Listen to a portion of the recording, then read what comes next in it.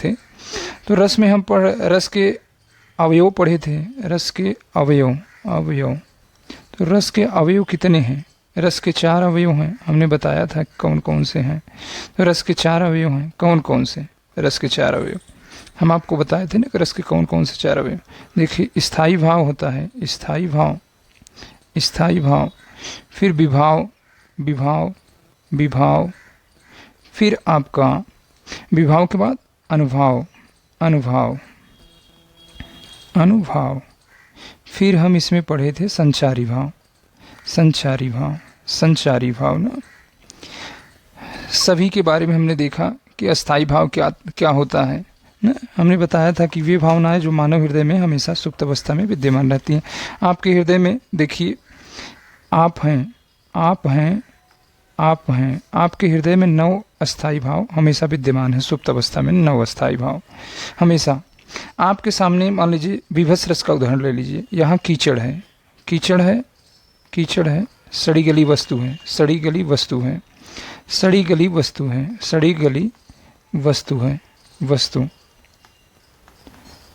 हम आपको बताए थे कि यहाँ आप खड़े हैं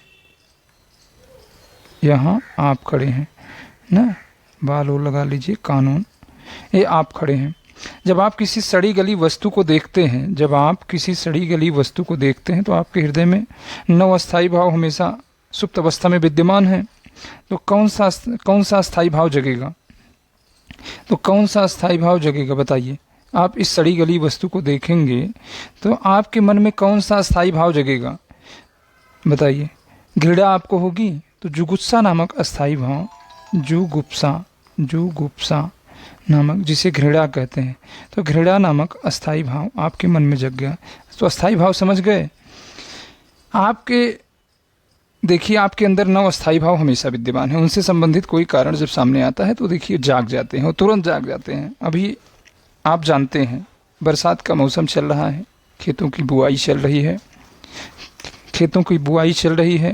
ये आपका खेत है, ये बगल में पड़ोसी का खेत है, दोनों का ये बीच का पार्टीशन है, इसी से अलग हुआ है। मेड़ जिसे बोलते हैं, डांड बोलते हैं, अलग अलग जगह अपनी अपनी भाषा में जो भी कुछ कहते हैं। अगर मान लीजिए पड़ोसी आपके खेत में बढ़ा के ज़्यादा जोत ले आपके खेत में, तो आपके मन में कौन सा अस्थाई भाव जगेगा? 9 अस्थाई भाव आपके हृदय में हमेशा विद्यमान है। तो कौन सा अस्थाई भाव जगेगा आपके मन में? क्रोध नामक अस्थाई भाव जगेगा कि आपने हमारा खेत क्यों जोता। तो 9 अस्थाई भाव मानव हृदय में हमेशा विद्यमान है, तो आपके हृदय में क्रोध जगेगा। चलिए फिर आगे देखिए। मान लीजिए आप हैं, एक मिनट मिटाने दीजिए, आप हैं ना। अब देखिए, ये आप हैं, मंगरूलाल, आप मंगरूलाल हैं। अब देखिए, सामने एक कन्या आपने देखा, सुंदर परी, ये परी आप देख रहे हैं ना। अब देखिए, आपके मन में कौन सा अस्थाई भाव जग रहा है? कौन सा अस्थाई भाव जग रहा है भाई? रति नामक अस्थाई भाव जगा ना। तो जब वे भावनाएं जो मानव हृदय में हमेशा सुप्त अवस्था में विद्यमान रहती हैं, उनसे संबंधित कोई कारण सामने आया और जग जाए तो वही अस्थाई भाव है। तो मानव हृदय में हमेशा 9 अस्थाई भाव सुप्त अवस्था में विद्यमान रहते हैं, आप जानते हैं। चलिए, अब विभाव को भी यही समझ लीजिए। विभाव आप देख लीजिए, विभाव क्या होता है। हमने बताया कि सड़ी गली वस्तु है, कोई जानवर मरा है, सड़ी गली वस्तु, ये आप हैं, ये मंगरूलाल आप हैं, ये आप हैं। तो आप इस वस्तु को देखें तो आपके मन में, सड़ी गली वस्तु को देखें आपके मन में घृणा नामक अस्थाई भाव जगा। तो घृणा नामक अस्थाई भाव जगा। विभाव क्या होता है? अस्थाई भावों को जगाकर चरमोत्कर्ष तक पहुंचाने वाले कारण ही विभाव कहलाते हैं। तो किस कारण से आपके हृदय में अस्थाई भाव जगा? किस कारण से जगा? तो इस सड़ी गली वस्तु देखने के कारण ही जगा। तो आपके मन में सड़ी गली वस्तु को देखने के कारण ही आपके मन में ये अस्थाई भाव जगा। तो जिस कारण से आपके मन में अस्थाई भाव जगा वही विभाव हो जाता है और कुछ दूसरा नहीं। अब देखिए, विभाव को देखिए। विभाव भी 2 प्रकार का होता है। विभाव भी 2 प्रकार का होता है। कौन कौन सा होता है देख रहे हैं। अब देखिए, विभाव भी 2 प्रकार का होता है। एक आलंबन विभाव, आलंबन विभाव, आलंबन। दूसरा उद्दीपन, उद्दीपन, उद्दीपन ना। अब देखिए हमने बताया कि ये आप थे, फिर उसके बाद ये सड़ी गली वस्तु थे। आपने इस सड़ी गली वस्तु को देखा, आपके हृदय में अस्थाई भाव जगा, 9 में से घृणा नामक अस्थाई भाव जगा। अब देखिए फिर हमने विभाव को बताया कि अस्थाई भाव जगा ना, अस्थाई भावों को जगा कर चरमोत्कर्ष तक पहुंचाने वाले साधन माध्यम कारण ना, वही विभाव। किसके कारण अस्थाई भाव जगा ना, जिसके कारण अस्थाई भाव जगा है, जिसका सहारा ना, जिसके कारण अस्थाई भाव जगा है ना। अस्थाई भावों को जगाकर चरमोत्कर्ष तक पहुंचाने वाले कारण विभाव कहलाते हैं। किस कारण से आपके मन में अस्थाई भाव जगा है? इस सड़ी गली वस्तु को देखने के कारण, कारण तो यही हुआ, विभाव यही हुआ, सड़ी गली वस्तु। अब देखिए यह 2 प्रकार का होता है, आलंबन विभाव, उद्दीपन विभाव। आलंबन क्या होता है? जिसका सहारा प्राप्त कर अस्थाई भाव जगा है। तो किसका सहारा मिला है? आप सड़ी गली वस्तु ही देख रहे थे ना, और किसका सहारा मिला है? तो ये आपका आलंबन विभाव हो गया। उद्दीपन क्या होता है? अभी इस सड़ी गली वस्तु में कीड़े बिलबिलाएं या देखिए कौवा चीली से और नोचे ना, कीड़े बिलबिलाएं, तो आपका भाव जो आपके अंदर अस्थाई भाव जगह है वो और बढ़ जाएगा और उद्दीपित हो जाएगा, तो वो उद्दीपन हो जाएगा, वही उद्दीपन हो जाएगा। चलिए हम आगे देखते हैं। अब आलंबन विभाव भी 2 प्रकार का होता है। आलंबन विभाव भी 2 प्रकार का होता है। आलंबन विभाव भी 2 प्रकार का होता है। कौन कौन सा होता है? आश्रय आलंबन, आश्रय आलंबन, आश्रय आलंबन। दूसरा विषय आलंबन, विषय आलंबन। अब देखिए हमने बताया कि ये आप हैं ना, ये आप हैं, कोई भी हो सकता है, सड़ी गली वस्तु है ना, सड़ी गली वस्तु है। आपने इसे देखा, सड़ी गली वस्तु, आपके अंदर अस्थाई भाव जगा ना। कौन सा अस्थाई भाव जगा? क्रोध नामक अस्थाई भाव जग गया है। क्रोध नामक अस्थाई भाव नहीं जगेगा भैया, इसमें कौन सा? घृणा नामक अस्थाई भाव जगेगा, जुगुप्सा नामक अस्थाई भाव जगेगा। तो आपको घृणा लगी ना। तो हम विभाव भी बता दिए, उद्दीपन भी बता दिए। अब आगे चल रहे हैं, आश्रय आलंबन बताएं। तो जिसके मन में भाव जगता है, आपके मन में भाव जगा है तो आप आश्रय आलंबन हो जाएंगे। घृणा किसके मन में जगा है? आपके मन में घृणा नामक भाव इस सड़ी गली वस्तु को देखे तो किसके मन में जगा? आपके मन में जगा है तो आप आश्रय आलंबन। विषय आलंबन क्या होता है कि जिसके कारण भाव जागृत हो। किसके कारण भाव जगा है? तो ये सड़ी गली वस्तु देखने के ही कारण भाव जगा है, तो ये विषय आलंबन हो जाएगा। अब चल रहे हैं हम आगे। अब देखिए, अब देखिए, अब देखिए विभाव आप देख लिए, विभाव आप देख लिए। विभाव में हमने आश्रय आलंबन देख लिया, विषय आलंबन देख लिया, उद्दीपन देख लिया। अब आगे चल रहे हैं। अब इसमें अनुभव देखिए। आप मोहनलाल थे, आप थे ना, सड़ी गली वस्तु को देखे तो आप आंख बंद करेंगे, नाक मूंदेंगे, जो भी क्रियाकलाप आप करेंगे वही विभाव होगा। आश्रय द्वारा किया गया क्रियाकलाप ही अनुभव कहलाता है। आप नाक को मूंदेंगे, जो भी क्रियाकलाप आप करेंगे, अंग संचालन करेंगे, कायिक करेंगे, वाचिक करेंगे, जो भी क्रियाकलाप आप करेंगे वही आपका अनुभव हो जाएगा। तो आश्रय जो भी क्रियाकलाप करता है, आश्रय द्वारा किए गए क्रियाकलाप को ही अनुभव कहा जाता है। अनुभव भी 4 प्रकार का होता है। कौन कौन से होते हैं देख ले रहे हैं, 1 मिनट, उसे भी देख ले रहे हैं। 60 में देख रहे हैं, हम क्लास में अच्छे से बताए हैं आपको। देखिए, एक वाचिक होता है, वाचिक होता है, वाचिक, वाचिक होता है। दूसरा आपका कायिक होता है, कायिक या आंगिक, कायिक, कायिक होता है। तीसरा आहार्य होता है, आहार्य होता है। और इसके बाद सात्विक होता है, सात्विक, सात्विक होता है ना, सात्विक होता है। अब वाचिक क्या होता है? वाचिक आहार क्या होता है? जब आप बोलकर कोई क्रिया करते हैं, बोलकर कोई क्रिया करते हैं तो वो वाचिक हो जाता है। कायिक क्या होता है? जब आपने सड़ी गली वस्तु को देखा तो आपने कहा छी छी छी छी छी छी, तो आप देखिए यहाँ वाचिक कर रहे हैं कि नहीं कर रहे हैं। आप बोलकर कोई क्रिया कर रहे हैं तो वाचिक हो जाता है। कायिक, आप देखिए हाथों से अपनी नाकों को मूंद रहे हैं कि नहीं। सड़ी गली वस्तु को देखे तो आपके अंदर जो अस्थाई भाव जगह, सारी चीज़ें हुई तो आपने देखा, उसमें अनुभव को हम देख रहे थे। तो अनुभव में देखिए, जो भी आप क्रियाकलाप करेंगे, जो भी आप क्रियाकलाप कर रहे हैं, देखिए अगर हाथ से नाकों को मूंद रहे हैं, आंखों को बंद कर रहे हैं, मुंडी घुमा रहे हैं, जो भी आप अंग संचालन द्वारा क्रियाकलाप करते हैं वही आपका कायिक हो। आहार, आप घर में देखिए बच्चों को डराने के लिए अपनी वेशभूषा में भी परिवर्तन करते हैं, बड़ी बड़ी पगड़ी बांध लेते हैं, मूँछों को लगा लेते हैं, या रात में बच्चों को डराते हैं कि दूध नहीं पियोगे तो देखिए वो भूत आ रहा है, ये आ रहा है। तो जब आप वेशभूषा के माध्यम से कोई क्रियाकलाप करते हैं तो आहार्य हो जाता है। सात्विक अनुभव क्या होता है? जिस पर आश्रय का कोई नियंत्रण न हो, जिस पर आप देखिए आपको पसीना आ रहा है, कोई नियंत्रण है, तो सात्विक अनुभवों की संख्या भरत मुनि ने 8 मानी है। इस पर आश्रय का कोई नियंत्रण नहीं होता है, इसमें आपको आंसू आना, प्रलय, बेपथु, रोमांच, रोंगटे खड़े हो जाना, कोई भारी जंगली जीव आप देखते हैं तो देखिए आपके रोंगटे खड़े हो जाते हैं ना, श्वेत पसीना आना, वैवर्ण चेहरे का रंग परिवर्तित होना। तो यहाँ तक हम देख लिए थे, हम क्लास में देख लिए थे। रात्रि जो 9 बजे क्लास चलती है, 8 बजे से क्लास चलती है, उसमें हम इन सारी चीज़ों को गाँव के उदाहरण से हम सारी चीज़ों को देख लिए थे। हमने बताया था कि आप घर में एक पेड़ लगा दीजिए, ये आप हैं ना, अगर ये आप पेड़ लगा दीजिए, पेड़ लगा दीजिए भाई, पेड़, ये आपका पेड़ हो गया ना, जड़ें इसकी बना दो। ये पड़ोसी की मंगरूलाल की बकड़ी है, मान लीजिए, समझ लीजिए आप, ये बकड़ी है, हम बना नहीं पा रहे हैं, बकड़ी, ये बकड़ी है। ये पड़ोसी की बकड़ी आए, आपके पेड़ को काट दे, तो अगर आपके पेड़ को काटेगी, अगर आपका कोई कुछ नुकसान होगा, तो आपके अंदर कौन सा अस्थाई भाव जगेगा? क्रोध नामक अस्थाई भाव मंगरूलाल को जग गया, मंगरूलाल को क्रोध नामक अस्थाई भाव जग गया।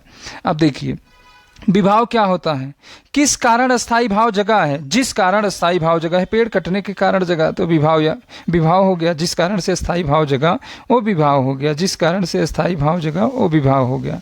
अब चलिए, आश्रय आलंबन क्या होता है? जिसके हृदय में भाव जगे। विभाव भी 2 प्रकार का होता है, हमने बताया अभी आपको कि विभाव 2 प्रकार का होता है, आलंबन विभाव, उद्दीपन विभाव। आलंबन विभाव क्या होता है? आलंबन विभाव को भी हमने बताया कि जिसके हृदय में भाव जगे। तो बकड़ी ने पेड़ को काटा था तो किसके हृदय में भाव जगा था? मंगरूलाल के हृदय में भाव जगा था, आपके हृदय में भाव जगा था ना। तो जिसके हृदय में भाव जगे वो आश्रय आलंबन हो जाता है। फिर विषय आलंबन क्या होता है? जिसके कारण भाव जगे। किसके कारण? पड़ोसी की बकरी आई और आपके पेड़ को काट दी, पड़ोसी आके झगड़ा भी कर रहा है, तो किसके कारण आपके हृदय में भाव जगा ना? जिसके कारण आपके हृदय में भाव जगता है वही विषय आलंबन हो जाता है, जिसके कारण आपके हृदय में भाव जगता है वही विषय आलंबन। उद्दीपन क्या होता है? पड़ोसी की बकरी आए और आपके पेड़ को काट दी, तो चलिए यहाँ तक तो ठीक है, आपके हृदय में क्रोध नामक अस्थाई भाव जग गया है ना, क्रोध नामक अस्थाई भाव जग गया है। आप देखिए, फिर आपने पूछा कि आपकी बकरी ने हमारा पेड़ काट दी, तो पड़ोसी झगड़ा करेगी, क्या करोगे? तो आपके अंदर जो क्रोध नामक अस्थाई भाव जगा है, वो और उद्दीपित होगा और बढ़ेगा। तो जब बढ़ेगा तो आपको कोई क्रियाकलाप तो आप करेंगे। तो जब भी आप कोई क्रियाकलाप करते हैं तो वही अनुभव हो जाता है, तो वो अनुभव हो जाता है। अगर आप भी लट्ठ निकालेंगे तो आप देखिए अंग संचालन कर रहे हैं, बातों से कहेंगे कि अभी हम तुमको बताएंगे, तुम्हारा देख लेंगे, ये कर देंगे, वो कर देंगे, तो आप देखिए वाचिक कर रहे हैं। वेशभूषा के माध्यम से अगर आप डराने का प्रयास करेंगे, माहौल कभी कभी आप बनाते हैं ना, वेशभूषा के माध्यम से अगर कोई क्रिया करेंगे तो आहार्य हो जाएगा। सात्विक पता लगा आप कांपने लगे या आपको आंसू आना शुरू हो जाए, तो जिस पर आपका कोई नियंत्रण ना हो, रोंगटे खड़े हो जाए, जो भी आप उस समय आपके अंदर होने लगे, तो वही आपका सात्विक अनुभव हो जाता है। तो हम रस के अवयव देख लिए हैं, फिर हम कुछ आपको रस में बताए, इसलिए रिवीजन कर दे रहे हैं थोड़ा सा कि आपको दिक्कत ना हो। हमें चाहते हैं, हम रात्रि वाली क्लास में चिल्ला के बताए थे हर एक चीज़ देसी उदाहरण से, गांव वाले उदाहरण से। तो अस्थाई भावों की संख्या कितनी होती है? अस्थाई भावों की संख्या कितनी है भाई? अस्थाई भावों की संख्या 9 है। संचारी भावों की संख्या कितनी है? संचारी भाव कितने होते हैं? संचारी भावों की संख्या कितनी होती है? 33 होती है। संचारी भावों की संख्या 33 होती है। संचारी भावों की संख्या कितनी होती है प्रभु मेरे? 33 होती है। संचारी भावों की संख्या कितनी होती है? 33 होती है। तो फिर देखिए, देव ने छल नामक संचारी भाव माना है, छल नामक, तो ये 34वां संचारी भाव मानते हैं। फिर हमने बताया था कि शुक्ल चकपकाहट नामक मानते हैं, चकपकाहट, पकाहट, ये 35वां संचारी भाव हो जाता है, 35वां संचारी भाव हो जाता है। अब फिर आगे देखिए, आगे एक बार हम फिर से थोड़ा थोड़ा ऊपर से ही रिवीजन करवा दे रहे हैं। चलिए देख ले रहे हैं। अब क्या हमने देखा था? कुछ और देखे थे ना हम। अच्छा, भरत मुनि अनुभवों की संख्या 3 मानते हैं। भरत मुनि अनुभवों की संख्या 3 मानते हैं, जिसमें वाचिक है, आप लिख लेंगे अगर कहीं नहीं लिखे होंगे तो। वाचिक हो गया, दूसरा आंगिक हो गया, आंगिक आंगिक हो गया, फिर उसके बाद सात्विक हो गया, सात्विक हो गया। तो भरत मुनि ने अनुभवों की संख्या 3 मानी है, जबकि भानुदत्त की देखें तो भानुदत्त ने अनुभवों की संख्या 4 मानी है। भानुदत्त रामदहिन मिश्र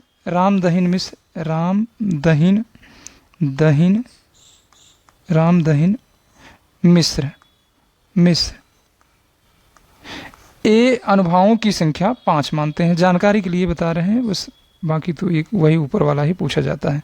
तो यहाँ तक हम देख लिए। अब अगले पेज पे चलते हैं।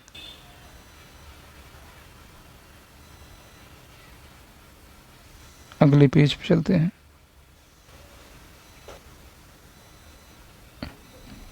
अगले पेज पे चलते हैं। चलिए, पेज खोज रहे थे, नहीं मिल रहा है, इसी को मिटा दे रहे हैं। कोई दिक्कत होगी, कभी कभी इसमें भी दिक्कत आ जाती है। चलिए आगे देख रहे हैं, इसी को मिटा दे रहे हैं भाई। जब पेज नहीं मिल रहा है तो क्या करेंगे। अच्छा देख ही ले के हो सकता है कि मिल ही जाए, नहीं। चलिए आगे देख रहे हैं। हो गया ख़त्म। अब कुछ हमने आपको विशेष तथ्य लिखवाया था, कुछ विशेष तथ्य लिखवाए थे, जिसमें हमने बताया था कि किसने क्या माना है। तो विशेष तथ्य में भी हम आपको लिखवाए थे कि रस की विस्तृत विवेचना कहाँ मिलती है, रस शब्द का शाब्दिक अर्थ क्या होता है। तो रस शब्द का शाब्दिक अर्थ आनंद होता है, हमने ये भी बताया था। एक तो यह बताया था, रस शब्द का सबसे पहले उल्लेख ऋग्वेद में भोजन के स्वाद के अर्थ में मिलता है। काव्यशास्त्र में रस शब्द के प्रथम प्रयोक्ता आचार्य नंदकेश्वर ना। तो काव्यशास्त्र में रस शब्द के प्रथम प्रयोक्ता यही है, नंदकेश्वर। ये भी हमने आपको बता दिया था। फिर कुछ विशेष तथ्यों में हम बहुत कुछ देखे थे। और क्या देखे थे, रस की विस्तृत विवेचना सबसे पहले भरत मुनि ने अपनी पुस्तक नाट्यशास्त्र में की है। फिर हमने बताया था कि रस संप्रदाय के प्रवर्तक आचार्य भरत हैं, आचार्य भरत यही प्रवर्तक हैं। प्रमुख रसवादी आचार्य भी हमने बताया था कि प्रमुख रसवादी आचार्य, चलिए एक बार फिर से बता दे रहे हैं, आप लिख लीजिए। पूछा जाता है कि प्रमुख रसवादी आचार्य हैं, इसमें से रसवादी आचार्य, तो भरत मुनि तो रसवादी आचार्य है ही हैं। एक तो यही हो गए, ये प्रवर्तक भी हैं। दूसरा आप देखेंगे तो भोजराज हो गए। तीसरा हमने आपको बताया था कि केशव मिश्र हो गए ना, केशव मिश्र। शारदा तनय हो गए, शारदा तनय। फिर भट्ट नायक हो गए, भट्ट नायक हो गए। भोजराज ना, भोजराज के बाद विश्वनाथ हो गए, विश्वनाथ को लिख लीजिए, विश्वनाथ। आगे राजशेखर हो गए कि नहीं, राजशेखर आदि, राजशेखर को लिख लीजिए, राजशेखर हो गया। तो ये प्रमुख रसवादी आचार्य थे। अब आगे चल रहे हैं, आप इसको लिख लीजिएगा आराम से, रोक कर वीडियो। अब आगे चल रहे हैं भाई, आगे चल रहे हैं, देखिए आगे चल रहे हैं। अब आगे हम देख रहे हैं, आगे क्या देख रहे हैं कि हमने आपको बताया था कि विश्वनाथ ने वात्सल रस को 10वां रस माना है। वात्सल रस को विश्वनाथ 10वां रस मानते हैं। ये प्रश्न पूछा जाता है, बीपीएससी में शायद पूछा गया है। फिर हमने बताया था कि रूप गोस्वामी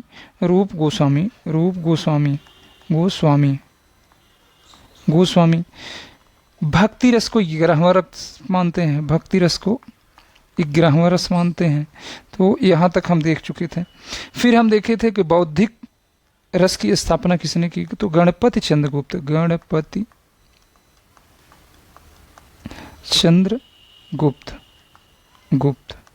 ये बौद्धिक रस की स्थापना किए थे। बौद्धिक रस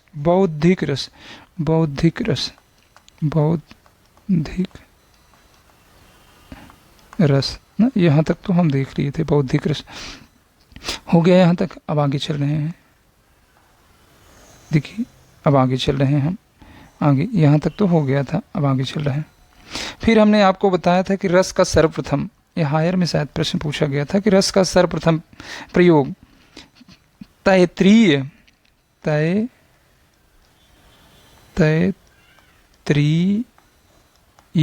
तैत्रीय उपनिषद में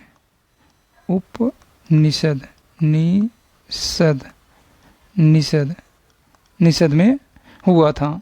रस का सर्वप्रथम प्रयोग तैत्रीय उपनिषद में हुआ था। ये भी हमने देखा था, ये हायर में पूछा हुआ प्रश्न था। तो अब हम आगे चल रहे हैं। फिर हम 2 ग्रंथ आपको बताए थे कि कौन कौन से 2 ग्रंथ बहुत ज़्यादा इम्पोर्टेंट है, वो पूछा जाता है। तो आगे हम देख ले रहे हैं। भरत मुनि ने रस विवेचन में शांत रस को स्थान नहीं दिया है, ये चीज़ हम आपको बताए थे। आचार्य देखिए, आधुनिक काल में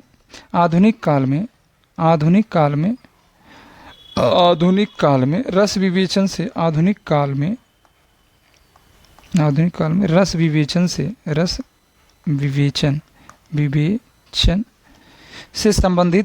संबंधित ग्रंथ ये बार बार पूछे जाते हैं।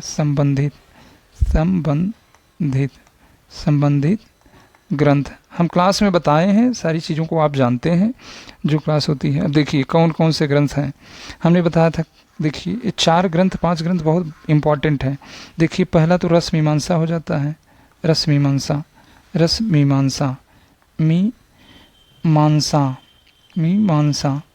ये रस मीमांसा हो गया। तो ये किसका है? शुक्ल का ना, तो ये शुक्ल का हो गया। इस शुक्ल का। फिर आगे हम देख रहे हैं, एक रस सिद्धांत है।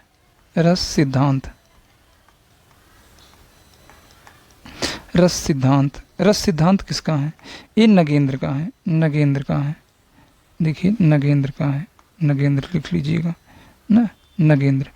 तो ये 2 तो बहुत ज़्यादा इम्पोर्टेंट है, 2 बार बार पूछे जाते हैं। ये एग्जाम में आपको मिल ही जाएंगे, ये आपको बार बार परेशान करेंगे। तो इस 2 को आधुनिक काल में रस विवेचन से संबंधित ग्रंथ अगर हम देखें तो इसमें आप पहला लिखेंगे रस मीमांसा आचार्य रामचंद्र शुक्ल का, बहुत ही इंपॉर्टेंट है। 5 स्टार लगा सकते हैं तो 5 लगाइए, 10 लगा सकते हैं तो 10 लगा।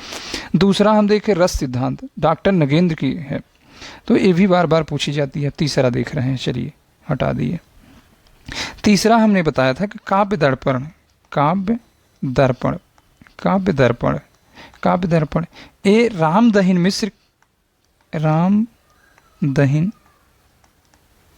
मिश्र की है, मिश्र जी का है।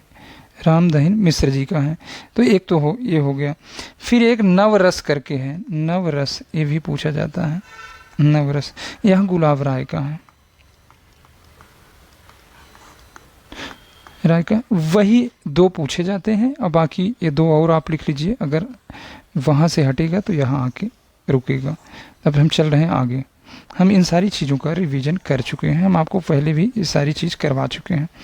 फिर हम आगे देखे थे, एक प्रश्न यहाँ से आता है कि भरत मुनि ने अपने नाट्यशास्त्र में भावों की संख्या कितनी मानी है? तो भावों की संख्या भरत मुनि ने 49 मानी है, ये अलग प्रश्न है।